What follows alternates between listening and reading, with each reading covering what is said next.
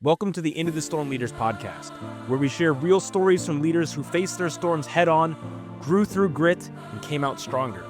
Hosted by Ron Kaminski, an expert EOS implementer and visionary of CultureShoc, this podcast is designed to help emerging leaders learn from others and highlight members of the herd that are examples to follow. Let's head into the storm together. All right. Welcome, everybody, to the It's Leaders podcast. I'm Ron Kaminski with CultureShoc. We've got Grant Manard of LaserPoint. Welcome, Grant. Thank you, Ron. Thanks for coming. So, a little bit about why the podcast. This is a special podcast because LaserPoint is a strategic partner of the herd at CultureShoc. And so, the herd for us is any company we've done business with, any company we've had conversations with, you're in the herd, whether you like it or not. And the whole idea here is how can we surround these organizations with an ecosystem of like-minded people, companies, resources that can help them get where they want to go faster. And that's where LaserPoint came into play. So thank you for being a strategic partner of the herd and for totally embracing our core value of help first. Well, thank you for having us. And I think I speak for the broader LaserPoint team saying that CultureShoc and the herd has been instrumental, not just to our success in the last year, but really EOS journey that LaserPoint's been on over the last 20. So we'll get into that in a little bit, but start with a little bit about LaserPoint. Yeah, let's do it. So give me the elevator pitch. Who's LaserPoint? LaserPoint is an IT service provider that has been servicing business leaders of Northeast Ohio for the last 27 years. We predominantly focus on working with SMB and middle market decision makers who are desperately seeking a firm to own their information systems and their technology. And so I think in the world of IT and technology, there's a lot of jargon, phrases that are thrown around, but let's break it down of what does it mean to be an IT service provider. And that may look a little bit different for each business, right? We might be your dedicated IT team that looks and feels like an internal IT team solving your day-to-day problems, help setting budget and roadmap and the strategy. Or it could look a little different where you do have a really strong internal team, maybe person, manager, systems administrator, and we surround them with the right resources to supplement and complement what the internal team is doing day to day so that we can help push those business drivers. Love it. And by the way, every team that's ever been in our session room, IT has come up on that issues list at some point or another. So another reason why we felt we needed LaserPoint as a strategic partner. So let's stick on who LaserPoint is. You guys have 4 core values. Mm-hmm. First of all, please share with us what those are. Mm-hmm. And 2, how do you guys use them? Because there's companies out there that have these core values and they're just pretty words on a wall with some wordsmith jargon after them. So let's dig in there first. Give me the first core value. Commitment to mission, team, and your promise. What does that mean inside the 4 walls of LaserPoint from that perspective? In its simplest form, it's do what you say you're going to do it, when you're going to do it, and keep in mind that we are a team. We take this team's approach. It's okay to raise your hand and ask for help, but with every interaction internally with our clients, with third-party vendors, it's being aware of our broader mission and sticking to that. Love that. So let's go on to number 2 core value. Get better. And this one sounds simple, but in our world where technology is constantly shifting, it's changing, there's new requirements, certifications, emerging technologies, it's imperative that we as a firm are continuing to educate ourselves either through coursework, certifications, process improvements. So it's being experts in what we do on a day-to-day basis today, but knowing that tomorrow might look really different. And how are we stacking our engineers, our delivery team to solve tomorrow's problems? And we do that by getting better, each day. I can't imagine the pace of change that you guys deal with. And without a core value like that, I just don't see it possible to keep up. It's been a pretty dramatic shift over the last 6 years with how IT has now become really the center of every business, every organization. 10, 15 years ago, IT technology might have been a necessary evil. Yeah, you need to use email. You need to host your services, get a hold of your customers. All of that requires technology. But what we've seen emerge over the last 5 years is now it becoming a core function of the business. And those that are making the right investments, utilizing it the right way, we're seeing it as a strategic advantage for those clients in the marketplace. Love it. So commitment to your team, mission, and your promise. Get better. What's number 3? Passion to serve. Be excited to come to work every day. Be open and honest with your clients, with your team members. Have that joy and that sense of purpose that we get to be a partner, that clients had made the decision to leverage LaserPoint as their IT partner rather than, utilizing other IT providers, internal IT. We take that seriously. So let's have a passion around what we do. It's clear you guys do. That passion piece, I got to imagine, doesn't come easy every day with some of the firefights you guys have to grind through, but it is incredibly obvious that you guys wear that authentically on your sleeve. So what's number 4? Number 4 is take ownership. So in our world, ownership, put simply, is own IT, own technology when it matters most for our clients, either on their best days or oftentimes their worst days, or, an issue comes up. How are we solving that IT problem so that the client can get back to their day-to-day and performing their core job functions? And so taking a proactive approach to ownership rather than looking at our services as reactionary, support when problems come up. What are the things that we can be doing proactively, weekly, monthly, so that oftentimes we don't run into those, firefights and it's a way to get in front of the problem. Yeah. And that, if I remember correctly, own IT when IT matters is actually part of your core focus and what you guys feel that you guys can do better than anyone. Is that right? Spot on. So let's dig into that for one more minute.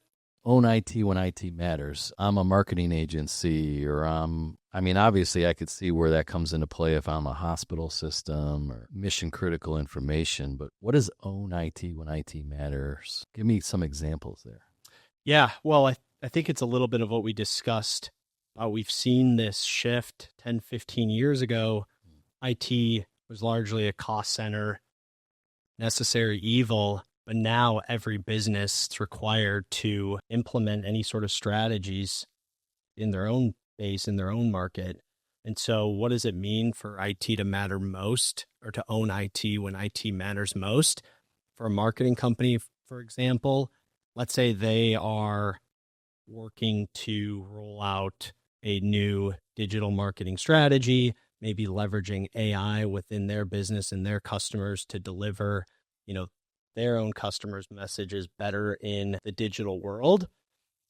It's helping them walk through that strategy and not just saying, yep, go buy Otter and implement Otter, or go buy Microsoft Copilot and that's going to solve all your problems.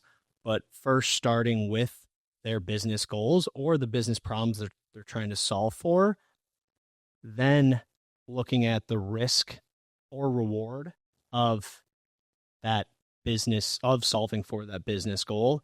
And then final piece, kind of aligning the strategy with the business goal rather than making an outcome just purchasing based on, a tool or a function. Sure. So we talked a little bit about LaserPoint, who you guys are at your core. I want to talk about Grant. So head of growth, you came here from Chicago. Mm-hmm. Why LaserPoint? It's a great question. Yep. Started at LaserPoint just over 2 years ago. Got connected to LaserPoint by way of a business mentor of mine, someone who I worked very closely with in Chicago. And he kept putting a bug in my ear saying, hey, I've been working with this group out in Cleveland. You should talk with their founder, their CEO, Dave Laser and Matt Kraska. After a few conversations with my mentor, got connected, and it became evident early on in the process that my core values and what I was hoping to achieve in my professional career and in my personal life aligned with how they lead. And that was really, really exciting to me to have talk to business leaders, talk to a business owner that valued where my core alignment was coming from, and see right away in the process that, yeah, we're on the same page and this seems exciting to explore. And I'd love to get into a little bit about how, EOS has meant for me in my vantage point. That's all right. Sure. Yeah, you guys are an EOS run business. So yeah, please. What was attractive? Yeah, dig in. Yeah. So I as I mentioned, getting connected to LaserPoint by way of a mentor of mine, early alignment to core values. I think something that's really unique about LaserPoint is a lot of our, not just leadership team has been working together for 20 plus years, but our senior engineers, our solution architects, our account managers, our admin team have all been working together for 5, 10, 15 years. And so here's this new guy on the block coming in from Chicago to help set the strategy and help drive growth and client experience. Who am I to come in and kind of shake things up? And that was my fear, right? Is this is such a tight-knit group that have gone through years and years of trials and tribulations, successes, failures. How do I get acclimated to that? And not only acclimated, but how can I be a catalyst for that?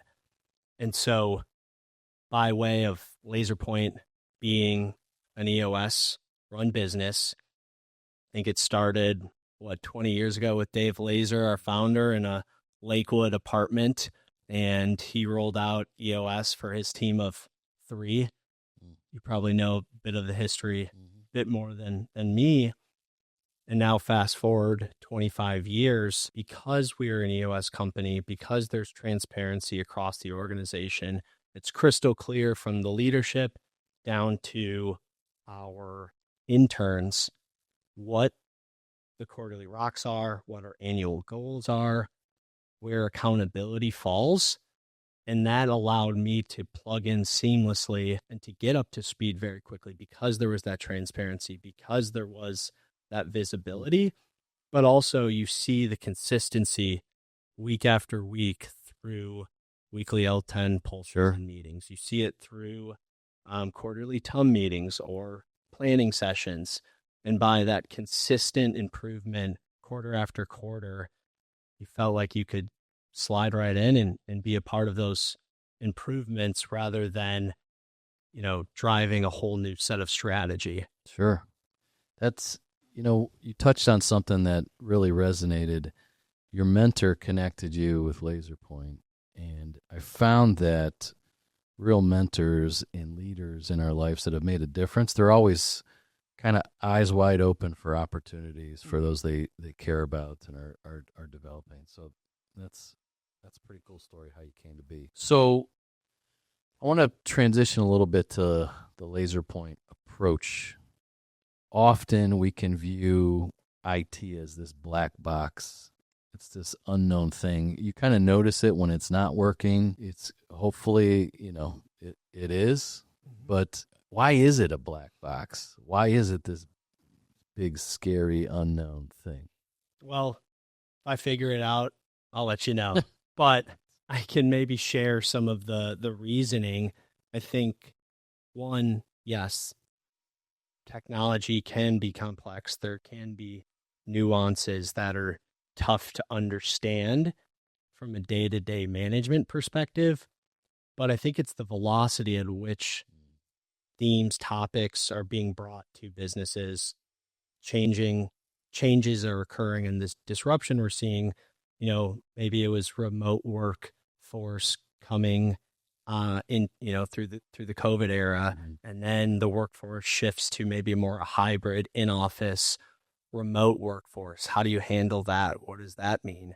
And you have this wave of cybersecurity, not just concerns, but real risk and threats that have occurred from, it feels like wave after wave. Wave after wave. And then you have business process automation or digital transformation. And now, of course, AI.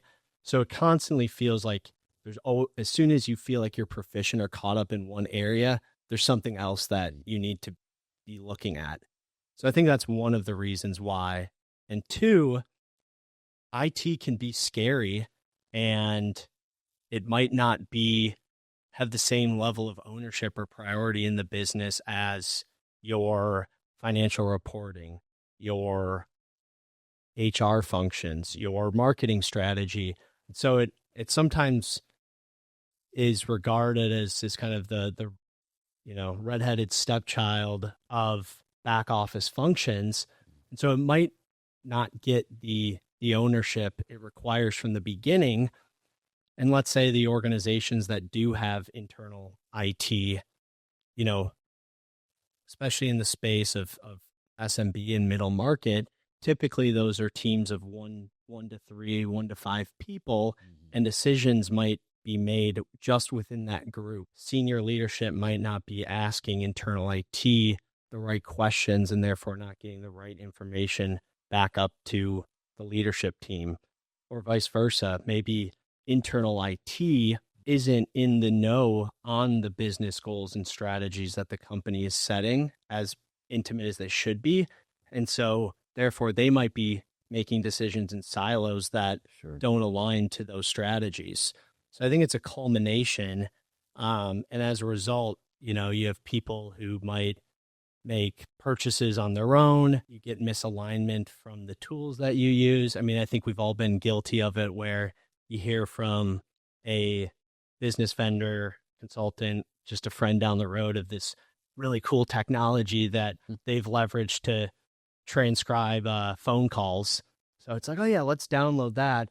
It's on your phone, and now it's, recording all of your calls, and that presents a whole other set of risk or possibly compliance violations. So black box is often something that we work really, really hard to address, not put our head in the sand and make it feel like these problems don't occur, but what can we do? What tool strategies can we help implement so it doesn't feel like it needs to be this big, scary function of the business? So you guys are kind of calling for a paradigm shift around how companies view IT.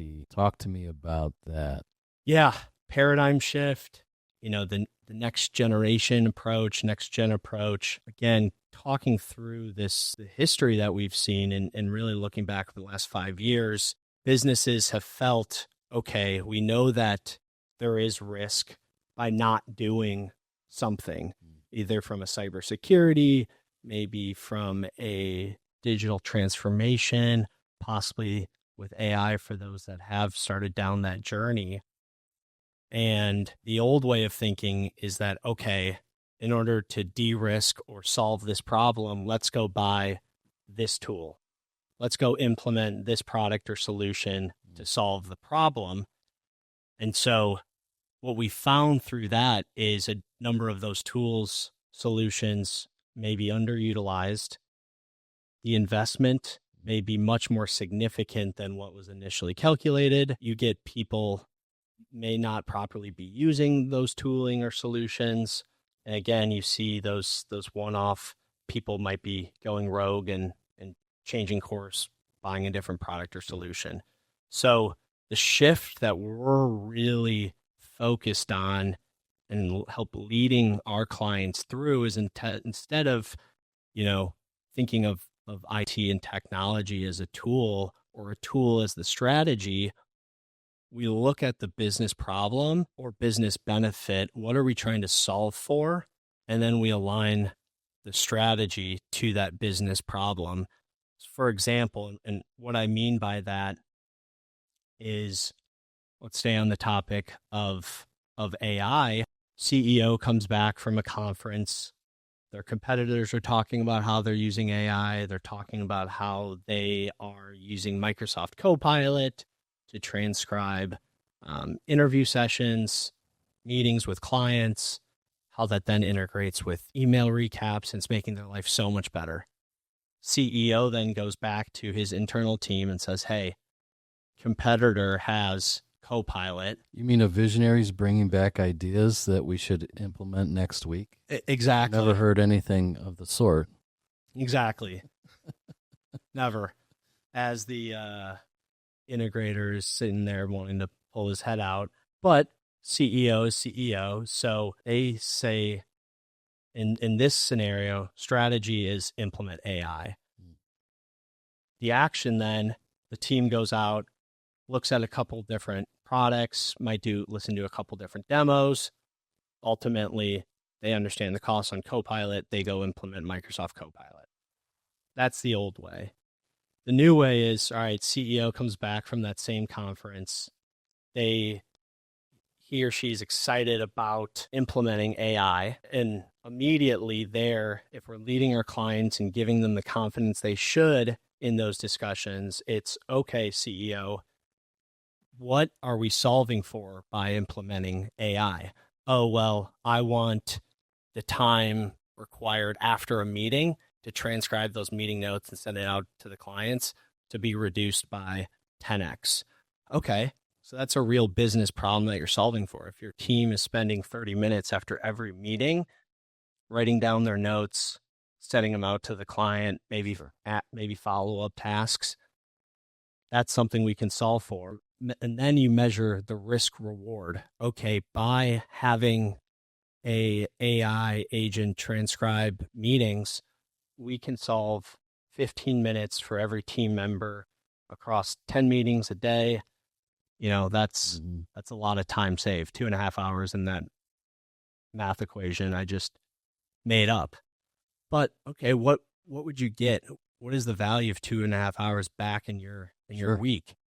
And so then the final step is, hey, not just go and roll out or buy Microsoft Copilot, but okay, in order to really do this right, CEO, we need our IT manager, our head of client experience, and finance all be aligned on this decision-making process to evaluate what is the right approach and what is the right problem to solve for. So the strategy or go forward there would be organize this task force to go figure out what is the best path rather than just jumping on, the tool.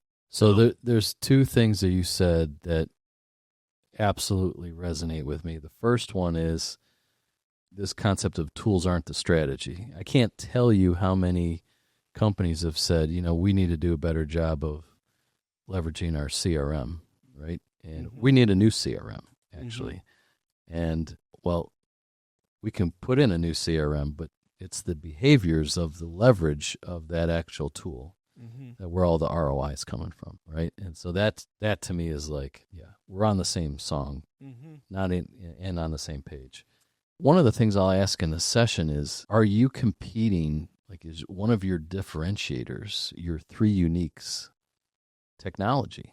And if it is, well, how are you organized? And then I don't see an IT seat on the senior leadership team. It's kind of tucked into a finance function, sometimes an operations function. And maybe that's the right structure. But my grandfather would always say, don't tell me what you value, show me your budget, and I'll tell you what you value. Yep. I feel like sometimes we've got a disconnect there in organizations. I don't know if you guys run into that. You make a great point. And I can't speak for every organization, and it's different, the type of business, team, function you run. But our three uniques at LaserPoint, again, being an IT service provider to manufacturers, professional service organizations, and private equity in Northeast Ohio for the last 20 years, our three uniques, our brand promise and our three uniques don't mention anything to do with technology. Our three uniques are confidence, capabilities, comprehensive capabilities, and then leadership. When you partner with LaserPoint or when you're looking at your IT function of the business, you should be confident that where you're investing, you know what the current spend is, you know what the right future state looks like, and that you're making investments to achieve that future state. You have a team or you have a partner around you that has comprehensive capabilities to not just handle day-to-day support problems, infrastructure, cloud, cybersecurity, but is also staying one step ahead of the market. Again, going back to that get better, the continuous education, so that problems of tomorrow are already being addressed by the capabilities of the team today. And then leadership, that when working with LaserPoint or your IT function, there's the right leadership in place, that they're going to bring in the right people, they're going to communicate what needs to be communicated, and that the decisions that are being made are being led, not reacted to. So true. I watched that come to life in a lot of sessions. So it wouldn't be an It's Leaders podcast if we didn't talk about storms that you yourself or your company has had to charge into. So any stories or just insights to share around this concept of storms and just turning and facing those? Yeah, that's probably have a lot to speak to there. I think, let me take a step back. In my role, oftentimes I'm getting calls from business leaders on their worst days. I get a lot of calls from business leaders when they're having their worst day, worst problem, production is down, power outage just hit the plant, and now production stopped, and we have this critical deadline and delivery that we need to execute. Or, hey, I'm preparing for this board presentation tomorrow. All of a sudden, I can't access my files. I can't communicate to the team. What do we do? So when we think of the concept of charging into the storm, a lot of our everyday is kind of living in the storm, and not from a reactionary standpoint, but they know that, again, hey, if I call LaserPoint, and if they're owning IT when IT matters most, they're going to be able to get the job done. So we get a lot of calls, and our message is always, communication is key early and often. Don't try and fix it necessarily yourself. Hey, power is out or internet goes down, and the first thing you want to do, we're all guilty of it, is unplug and plug back in the router. We don't know anything about that, do we, Liz? But giving us the call, even when you're fired up, you're frustrated, sure, or worse, you have absolutely no idea what is going on or what's causing this. And this, at the end of the day, we work with technology. A lot of it's man-made. Things break. That's why we're in the business that we are, is because issues do come up. But when you get that call, what is the course of action to give clients peace of mind and to get them back on track? And so, to answer your question, it's a steady state of, living in the storm. But again, that's when we do our best work, and that's why our clients partner with us. Sure. Yeah, fire tested. So I'm a company right now that's got some issues, and I know IT is kind of at the center of those. What's the next step if I want to reach out and ask for some help? Well, one, I'll make sure I share my information after, but Yeah, we'll put all that in the notes, right? So yep, put that in the notes, but maybe reframing that ask or that question in the concept of help first, there are some tactical steps that you can take. I think it's first and foremost, your business having these challenges, it's ask yourself, an honest evaluation today, is IT viewed as a utility?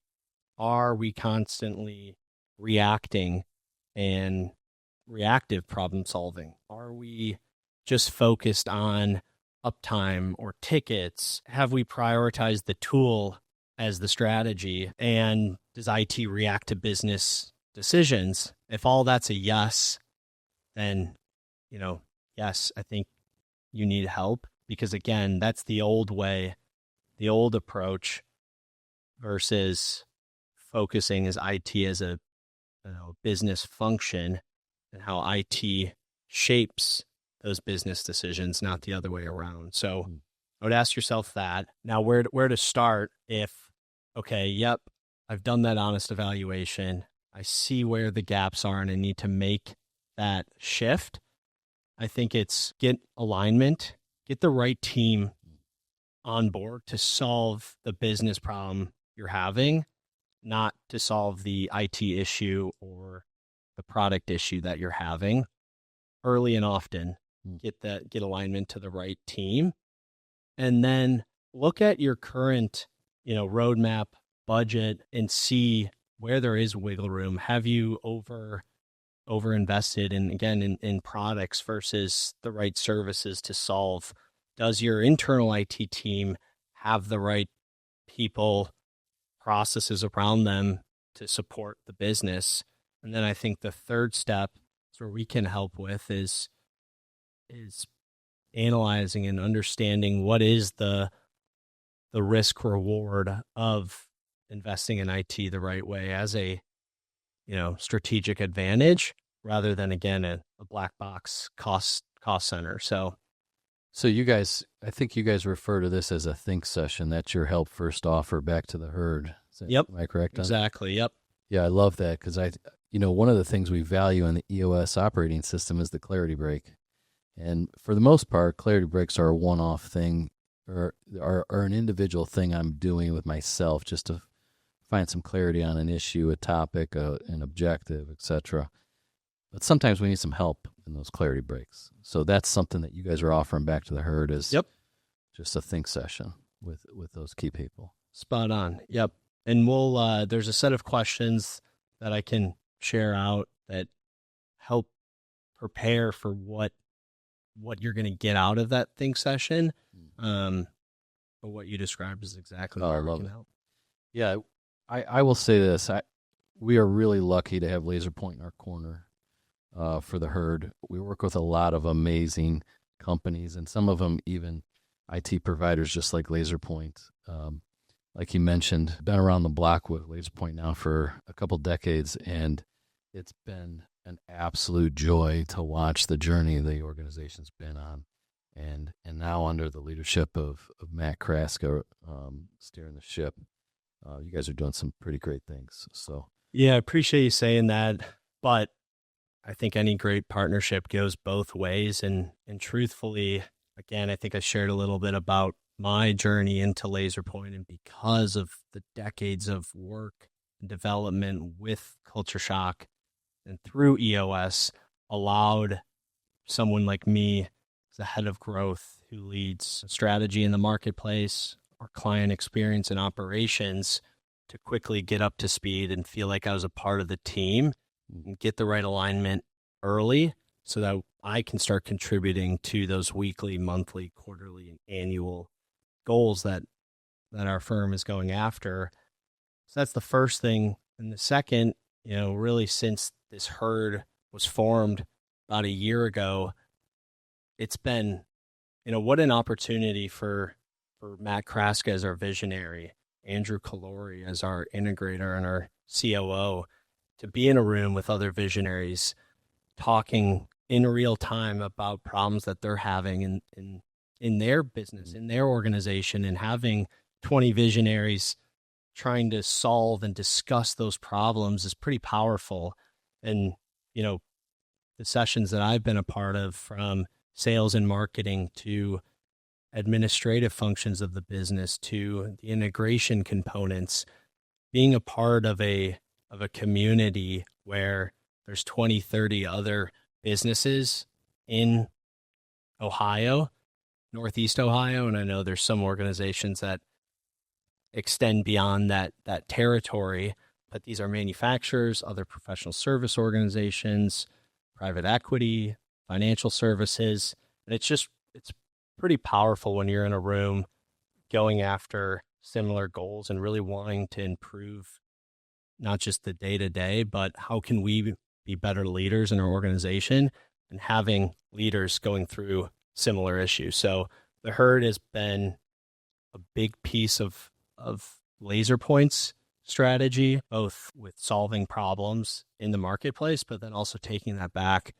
what we're hearing, what we're learning, and making those changes in the business. So yeah, it's been, we've had some really well-attended events. We've got over a couple hundred active clients in the small to mid-sized market space. And I would just encourage you, if you haven't yet already, take advantage of some of those.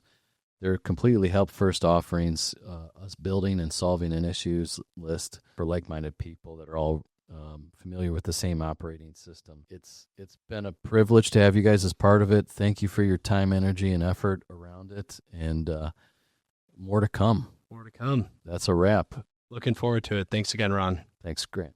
Take care.